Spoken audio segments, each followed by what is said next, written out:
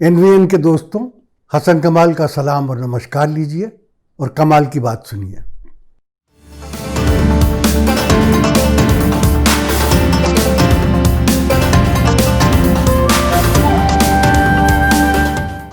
दोस्तों, 5 अगस्त 2020 का दिन वाकई भारत के लिए एक बड़ा ऐतिहासिक दिन था, बड़ा तारीखी दिन था। Of course it was a historic day. इस दिन दो बड़ी बड़ी बातें हुई। पहली बात तो ये कि अयोध्या में राम मंदिर का शिलान्यास और भूमि पूजन हुआ। यकीनन इससे उन करोड़ों भारतवासियों को बहुत खुशी हुई जो ये चाहते थे कि अयोध्या में राम का एक आलीशान मंदिर बने। दूसरी बात, इत्तेफाक से उसी दिन यानी 5 अगस्त को कश्मीर से आर्टिकल 370 और 35A को हटाए जाने का साल भी पूरा हुआ था। कुछ लोग तो ये भी कहते हैं कि ये शिलान्यास और भूमि पूजन के लिए 5 अगस्त का दिन चुना ही इसलिए गया कि किसी का ध्यान कश्मीर और किसी और बात की तरफ न जाए, क्योंकि ये कहा जाता है कि मुहूर्त के लिए 2 तारीखें निकली थी, 3 अगस्त और 5 अगस्त। लेकिन 5 अगस्त को शायद इसीलिए चुना गया ताकि सारे भारतवासियों का कम से कम पूरा ध्यान इस तरफ रहे, किसी और तरफ न जाए। क्योंकि जहाँ तक मुझे मालूम है कि एक शंकराचार्य ने ये बात कही कि 5 अगस्त का दिन इस काम के लिए बहुत शुभ मुहूर्त नहीं था, क्योंकि उसी दिन भादों का महीना शुरू हुआ था, जो बहुत शुभ कामों के लिए अच्छा नहीं समझा जाता। लेकिन उस पर मुझे बोलने का कोई हक नहीं है, वो एक अलग बात है। रही दूसरी बात कि 5 अगस्त को आर्टिकल 370 और 35A को रिपील करने का, हटाने का साल पूरा हुआ था। तो अगर ये कोशिश थी कि किसी का ध्यान उस तरफ न जाए, तो मैं नहीं समझता कि इस कोशिश में कामयाबी हो। क्योंकि हो सकता है कि कुछ लोगों का ध्यान न किया हो, लेकिन हमने देखा कि सारी दुनिया का ध्यान इस मसले की तरफ था, कश्मीर की तरफ था। जहाँ तक चीन का सवाल है, उसके बारे में कुछ कहने की ज़रूरत नहीं। उसका रिएक्शन तो पहले ही से मालूम था। चुनांचे उसने कहा भी कि चीन 370 और 35A को हटाए जाने की कार्रवाई को इल्लीगल समझता है, गैर कानूनी समझता है, अवैध समझता है, और ये कि ये बायलैटरल मसला है पाकिस्तान और हिंदुस्तान के बीच में, और दोनों को बात करना चाहिए। तो खैर, चीन के उससे तो कोई एहसास नहीं था, सबको मालूम था कि वो ऐसा ही कुछ कहता। लेकिन 2 और बातें हुई। एक ये कि यूएनओ की सिक्योरिटी काउंसिल का एक बंद कमरे का इजलास सेशन हुआ।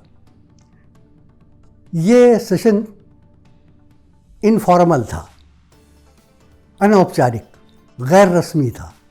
इसमें कोई एजेंडा भी नहीं था, इसका कोई रिकॉर्ड भी नहीं रखा गया। लेकिन आप जानिए, खबरें तो दीवारों से भी छन जाती हैं। तो उस बंद कमरे की कार्रवाई का कुछ हिस्सा बाहर आया और ये पता चला कि उसमें कश्मीर को डिस्कस किया गया था। और कश्मीर को डिस्कस करने में जो सबसे बड़ी हैरानी की बात थी, वो ये थी कि रूस ने ये कहा कि कश्मीर के मसले को शिमला एग्रीमेंट और लाहौर डिक्लेरेशन की रोशनी में तय किया जाना चाहिए। इसके अलावा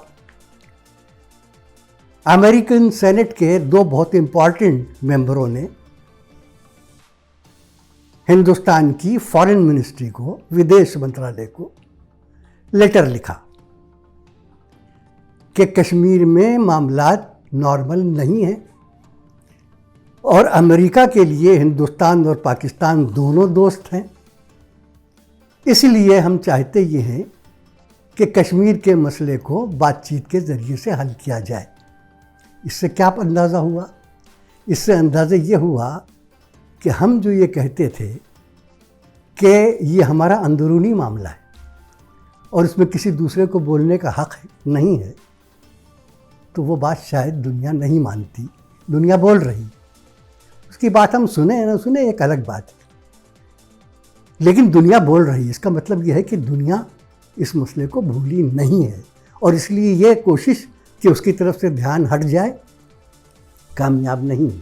अब रहा ये सवाल कि एक साल के बाद कश्मीर कहाँ पहुँचा है, हम कहाँ पहुँचे, भारत कहाँ पहुँचा। देखिए, मामला ये है कि कुछ लोग तो बहुत खुलकर ये बात कह रहे हैं कि कश्मीर का ये शो उतना ही बड़ा सुपर फ्लॉप है जितना बड़ा जीएसटी, नोटबंदी और कोरोना से लड़ने का मामला था।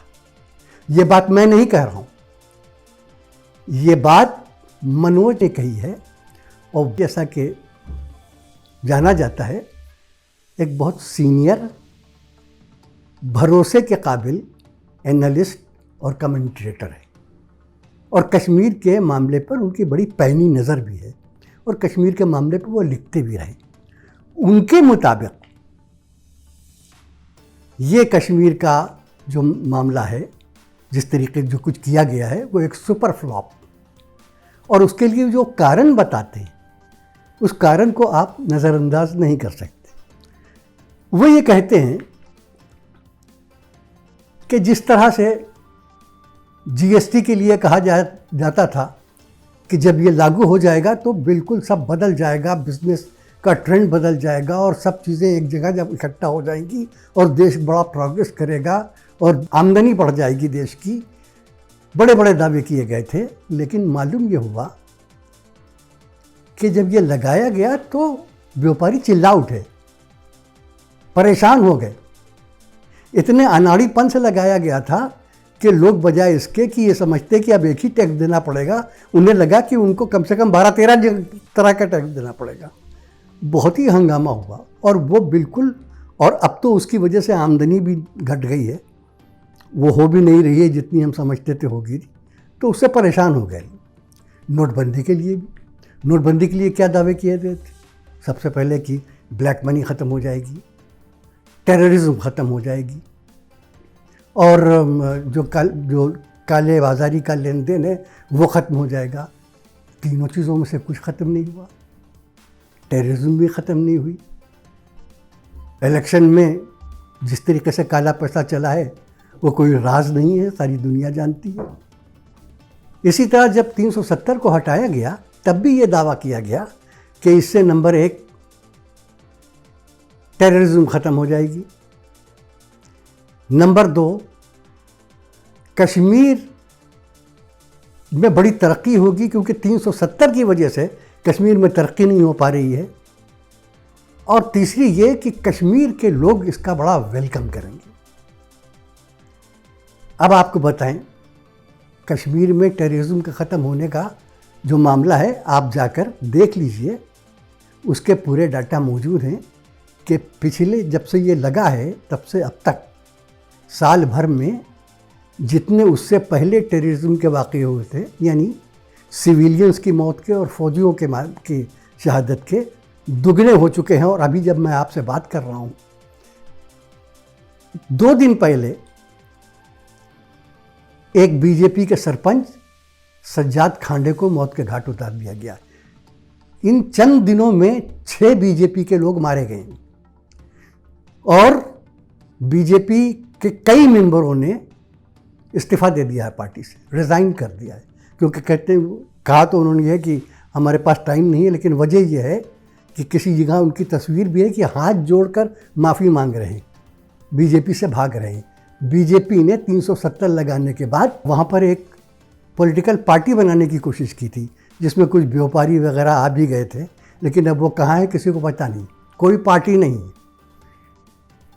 तो टेररिज्म का ये हाल है कि अभी तक बीजेपी के मेंबर्स को गवर्नमेंट नहीं बचा पा रही, बाकी लोगों को छोड़ दीजिए।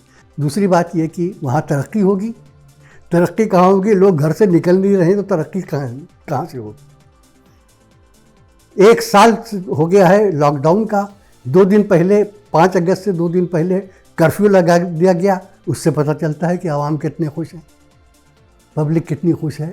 तो इस तरीके से जिस मकसद के लिए 370 हटाया गया था वो पूरा नहीं हुआ, इसलिए इसे एक सुपर फ्लॉप शो कहा जाता है। एक अहम बात यह है कि अगर कोई ये समझता है कि कश्मीर के जो कश्मीरी मुसलमान हैं सिर्फ वही बड़े खफा हैं उसके, तो ये गलत है।